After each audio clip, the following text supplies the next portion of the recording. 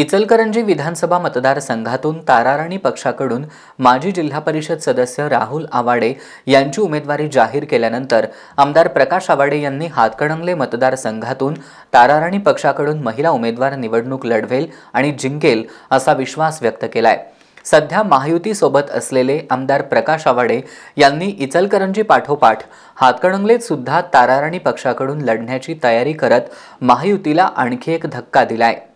ह्या तालुक्याच्या पुढचे आमदार तालुक्याच्याच महिला उमेदवार असतील हे राजू सांगायला चालू करा सगळीकडे, बघूया काय होतंय। आमच्या महिला शक्तीने नुसतं मनावर घेतलं तरी आमचा आमदार झाला। ताराराणी पक्षाचा उभं करायचा, कुणाला विचारायचं कारण नाही। आपला पक्ष आहे, त्या पक्षाकडनं आम्ही तिकीट देणार आहे। बी फॉर्म प्रेशर कुकर हे चिन्ह मिळाले ताराराणी पक्षाला, ज्या चिन्हावर मी 50,000च्या लीडनं इचलकरंजीत अपक्ष आमदार म्हणून निवडून आलो। आता ताराराणी हे पक्ष आहे आणि त्याला प्रेशर कुकर आहे, त्यामुळे आता हे चिन्ह मिळेल ते निवडूनच येणार आहे। त्यामुळे हे चिन्ह द्या, मी राहणार आहे ते चिन्ह द्या म्हणून काही लोक आहेत। पण आता आम्ही ठरवलंय की या तालुक्यातच राहणारा, तालुक्यातलाच आणि त्यातल्या त्यात महिला चांगला उमेदवार मिळाला तर प्राधान्य द्यायचं।